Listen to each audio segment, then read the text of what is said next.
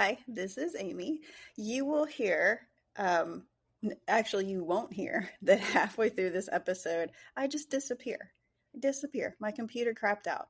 But Kate, with a background in theater, and Melanie, a teacher, just rolled with it. They didn't even have to stop and explain it. They just rolled.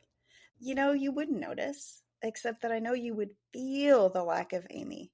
So, letting you know that that's what happened. But regardless of my absence, please enjoy this awesome episode.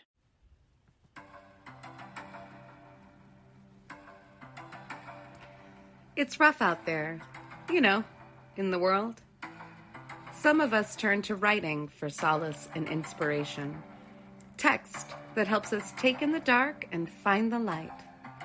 So if you are someone who wraps themselves in words to warm your heart, or maybe just looking for a little help getting through the day, week, year, join us as we talk to people about the pieces of writing they use to bolster their souls and remember their way. The good bones that remind us we can make this place beautiful.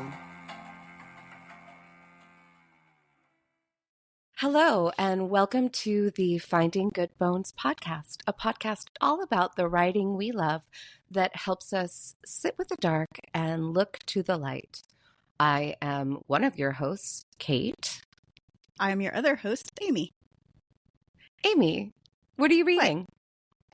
Well, I just started reading an anthology of essays called Out There Screaming, an anthology of new Black horror, and it's by Jordan Peele. He collected it. Here's the thing. I'm not even... Okay, I am a fan of horror. I'm not a fan of gore, which is the problem because they very often come together. So his movies are very terrifying. Not super gory.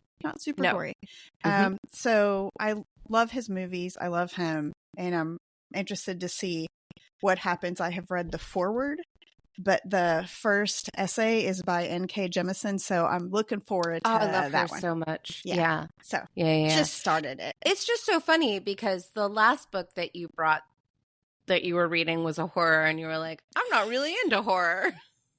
But that one was disgusting. It just makes me, but also it makes me concerned. I realized after the episode that I actually gave you another book that he wrote, Grady Hendrix, the Final Girl support group. And I was like, oh no. Good.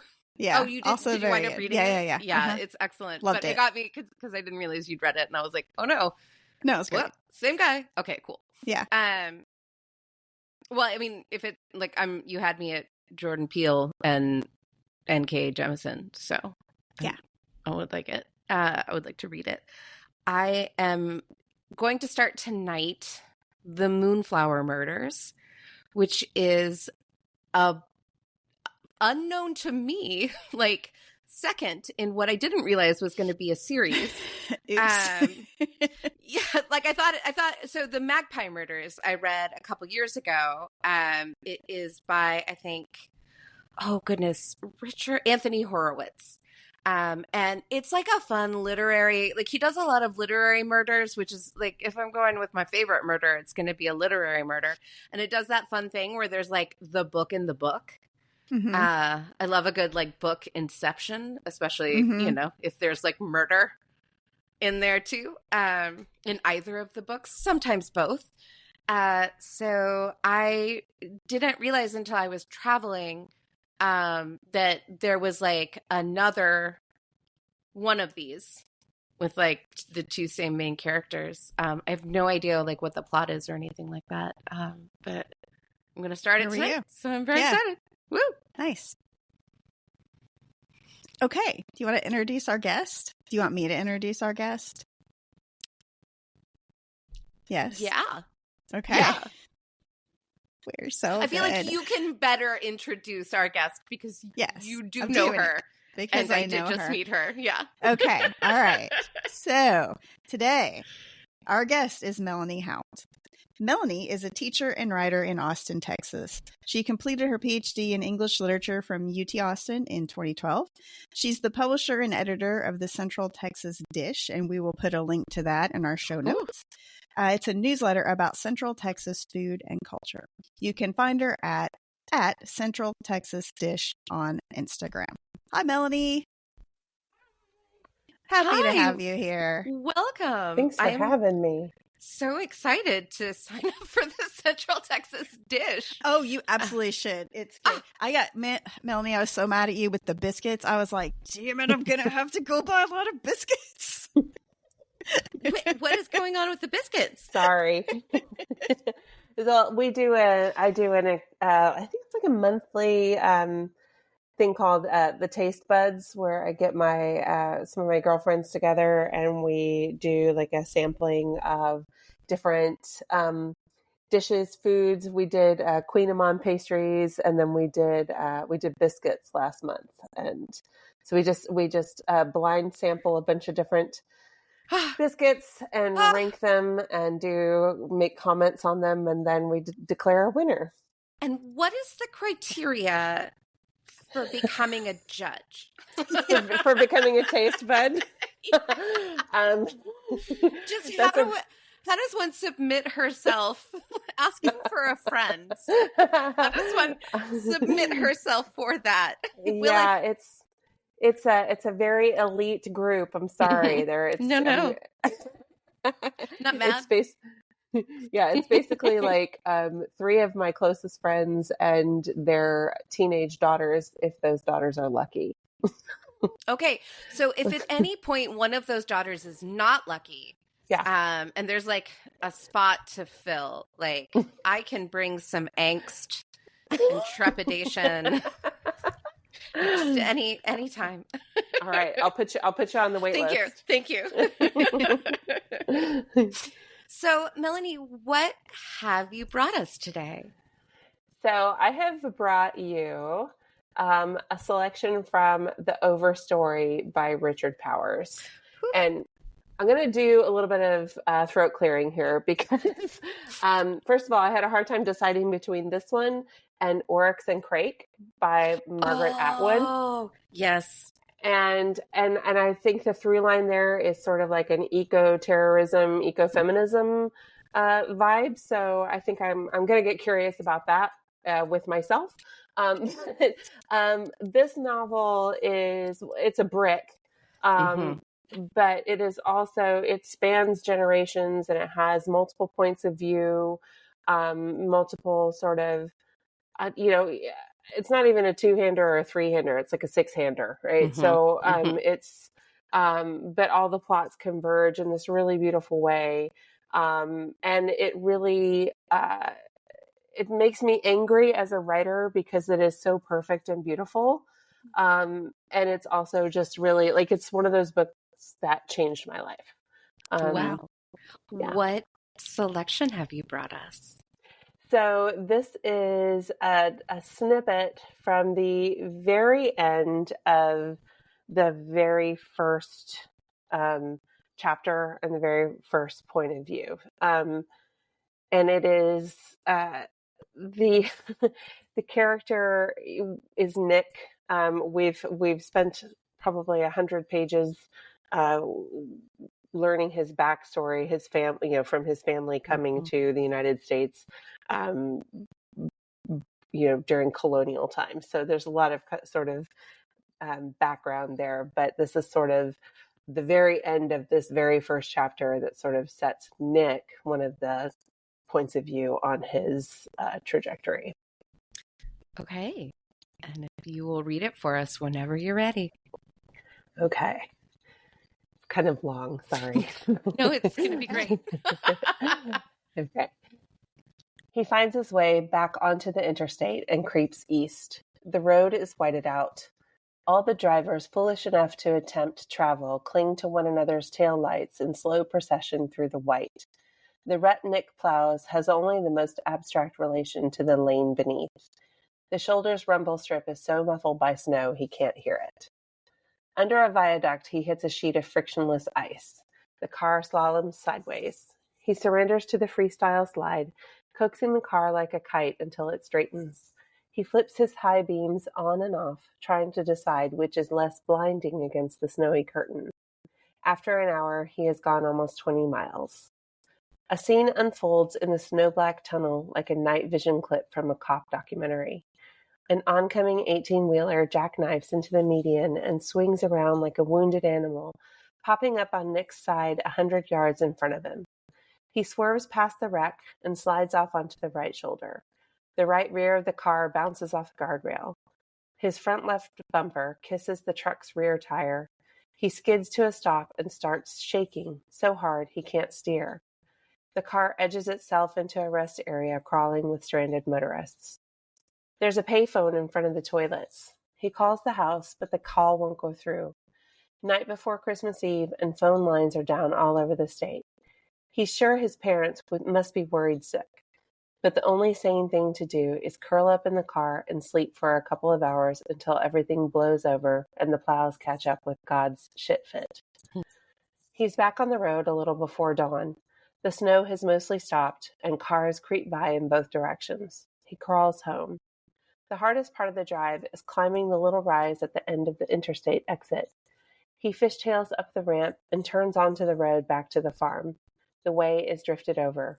The whole old chestnut appears from a long way off, piled up in white, the only spire all the way to the horizon. 2 small lights shine from the house's upstairs windows. He can't imagine what anyone is doing up so early. Someone has waited up all night for word of him. The road to the house is piled high in snow. His grandfather's old truck plow is still in the shed. His father should have run it down and back at least a couple of times by now. Nick fights the drifts, but they're too much. He leaves the car halfway up the drive and walks the last stretch to the house. Pushing through the front door, he bursts out singing, "Oh, the weather outside is frightful," but there's no one downstairs to laugh. Later, he'll wonder whether he knew already, there in the front doorway. But no, he must walk around to the foot of the stairs where his father is lying, head downward and arms bent at impossible angles, praising the floor. Nick shouts and drops to help his father, but there's nothing left to help. He stands and takes the stairs 2 at a time, but now everything is as clear as Christmas. Everything anyone needs to know. Upstairs, the 2 women curl up in their bedrooms and can't be wakened, a late morning sleep in on Christmas Eve. Blur rises up his legs and torso. He's drowning in pitch. He runs back downstairs where the old propane heater still cranks away, venting gas that rises and pools invisibly underneath the ceiling that Nick's father has so recently snugged up with extra insulation. Nick blunders through the front door, trips down the porch steps, and falls into the snow. He rolls over in the freezing white, gasping and reviving.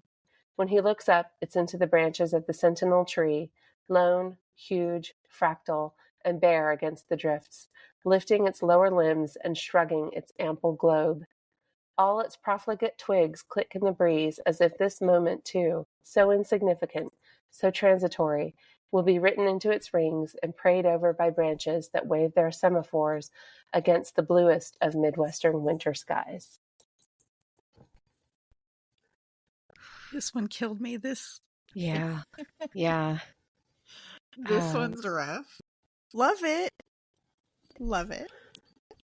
So, let me ask you. You said that this reading changed your life. How long ago did you run into it? How did you run into it? When did it come into your life? So, I think I started reading it not too terribly long after it came out, but I read it during lockdown, during the pandemic. I started reading it. I also read Station 11 at the same time. Not a great choice. And this one was, I had come across Richard Powers in grad school. We had read Galatea 2.2 for a postmodernism class, and it didn't really connect with me. So I was like, meh. But this one, I don't even remember how it came into my life. I think I was just shopping for books one day before we couldn't shop for books, and and I picked it up and I read the description and I thought, well, this seems interesting, and I started to read it, and then I put it down for a really long time because it is really heavy. Yeah. I think I read the first quarter of it and just kind of felt like it was a little too much. But after several months, I picked it back up. I started it over because I couldn't remember anything. Yeah. And then it's so epic. It is literally an epic. So I think I've wandered off from your original question. I think I was familiar with Powers from grad school, picked it up out of curiosity at Book People, and then read it during lockdown. Yeah. Well, how did it change your life? How did it change your life? Yeah. Well, first of all, it really helped me. So, this book is, it's kind of a meditation on, the constancy of trees against sort of the backdrop of humanity and the ways that we kind of fuck everything up, if you'll pardon my French. We welcome your French. Okay.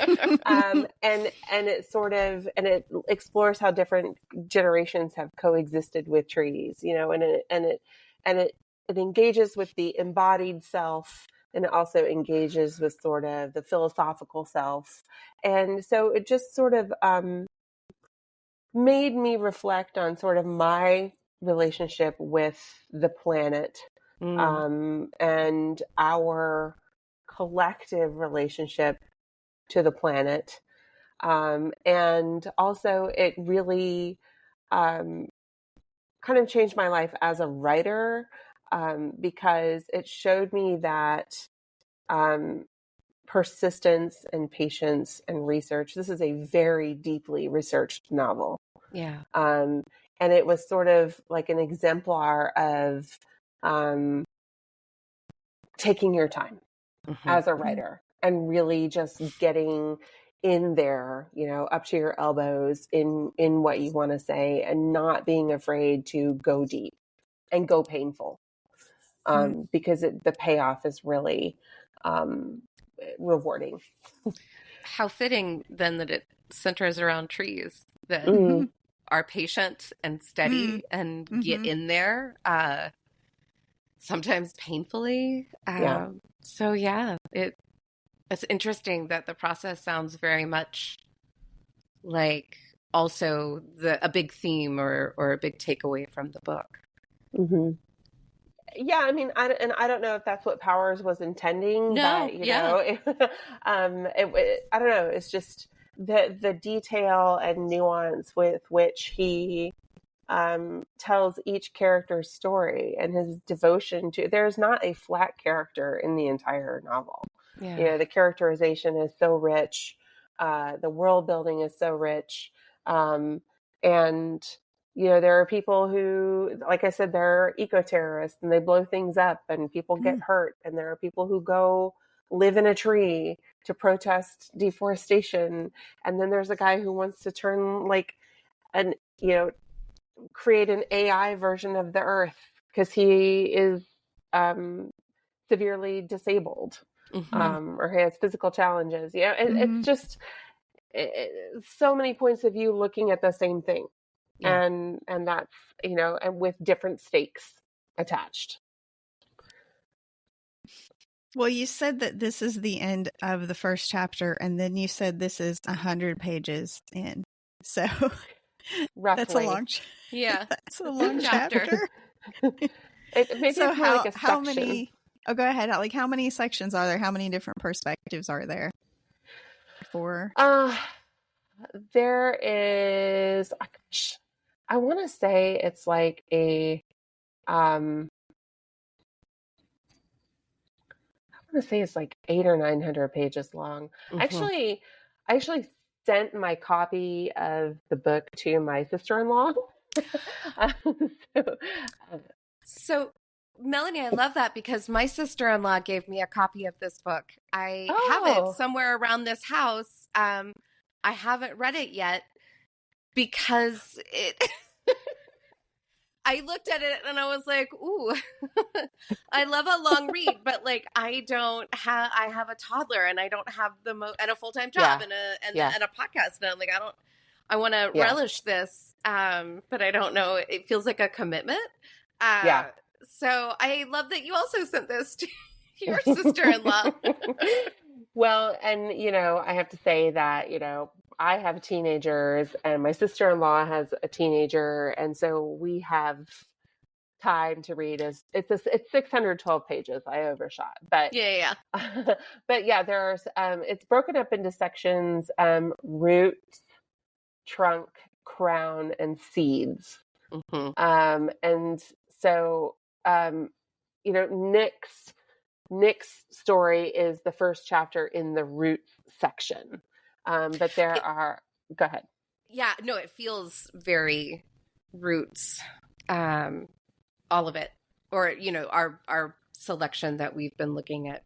That was what I immediately thought when you said the section roots. Yeah. And there are 8 characters that you follow. And they all converge. Of course. But that's all I'll say. Yeah. No spoilers for a 612-page book. Sorry. It's perfect. What was it that made you choose this selection? Yeah. Well, okay. Good question. Really, I wanted to get what made me choose it was there's this tension there in like man's triumph over nature. Nick is trying to get home for Christmas and he has a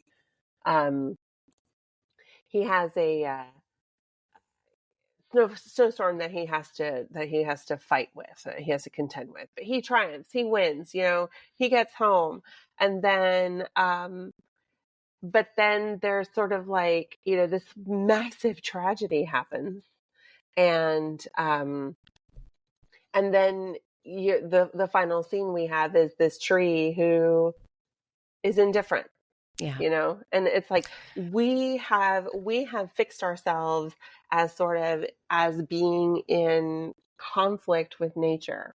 It's one of the massive, as an English teacher, that's one thing that I teach man versus nature. Yeah. And with the image that we close with is nature's indifference to man.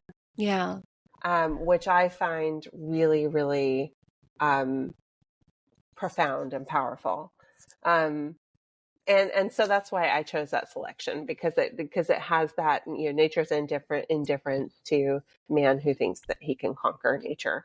That I encapsulated that nicely. It's funny though, nature didn't feel like indifferent to me as much as it just felt like observing. And I think it's because where he says, as if this moment too, so insignificant, so transitory, will be written into its rings and prayed over by branches. That actually, like, so much of this is heartbreaking. And that's actually the only, because I was like, ooh, how's this in our good bones? But it's that right there where it's almost like, I guess for me, it felt a little different than indifference, but rather like communion with nature. Right. So he goes through this, like all of this peril. Well, there's also that like irony, right? That he makes it through this very dangerous drive and his family has just been at home doing their routine and the safest place, home, right? That his father had just shored up the insulation.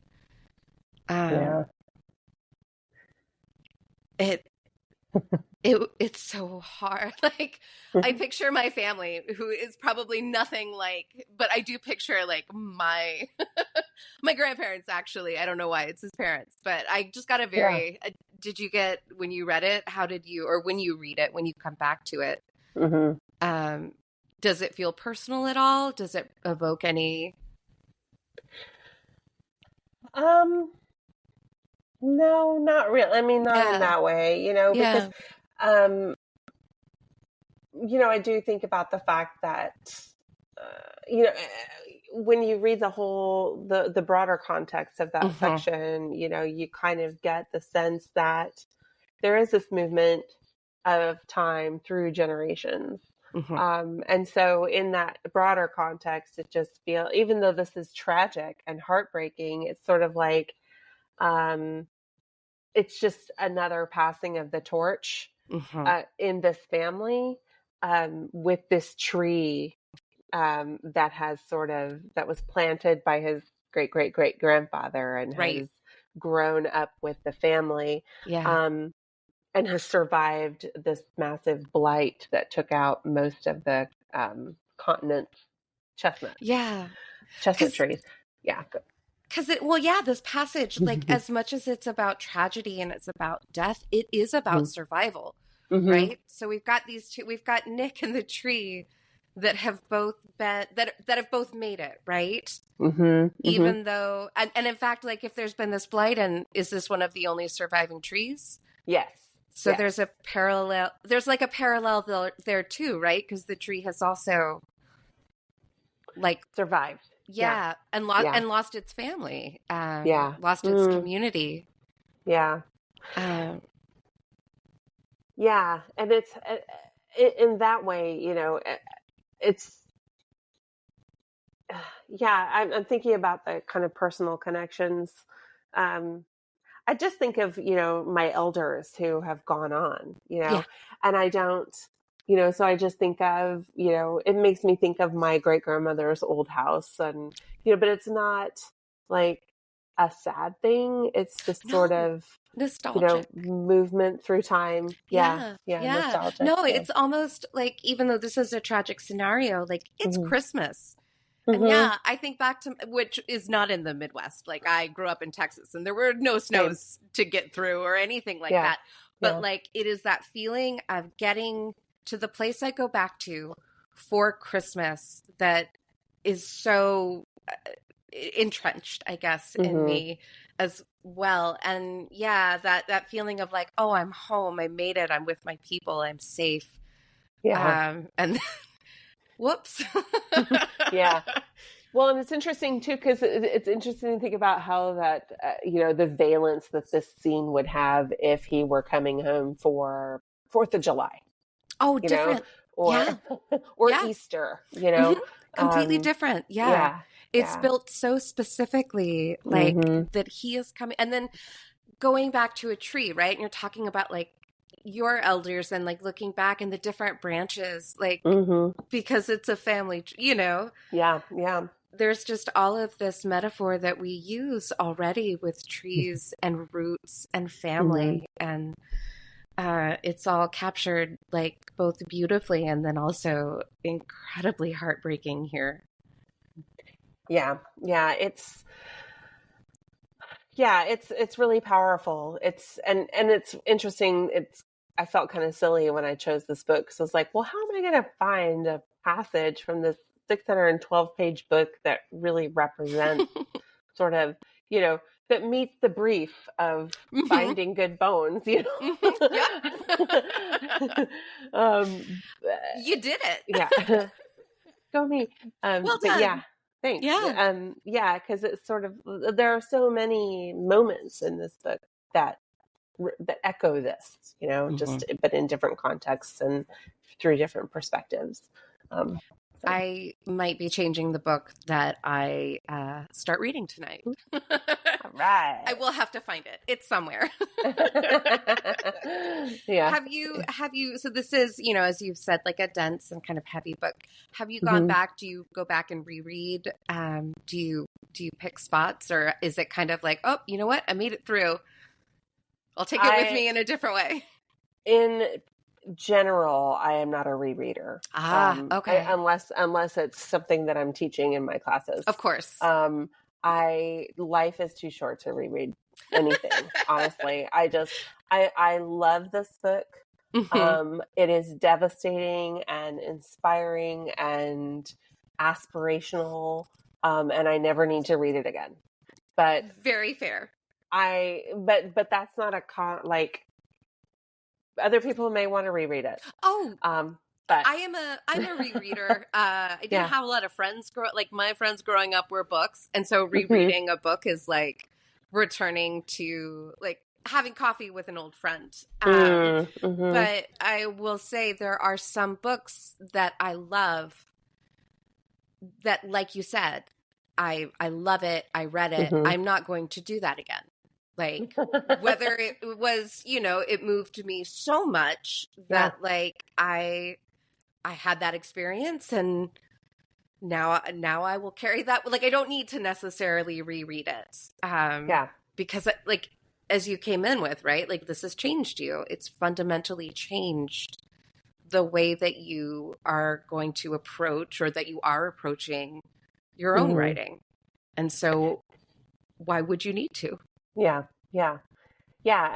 And also just my TBR is, will exceed my lifespan. So because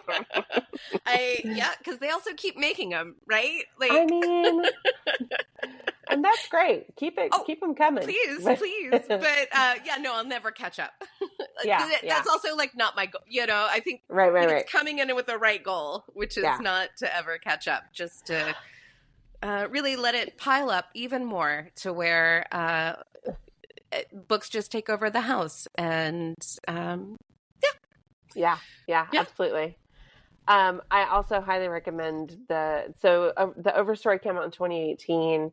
His next book came out in 2021. It's called Bewilderment. And it is much, much shorter, but probably like 3 times more devastating. And I highly recommend it. So it's like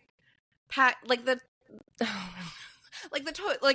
paper towel rolls, right? That are like 50% more per roll. It's like 50% more devastation. Slimmer package. We've really concentrated the devastation.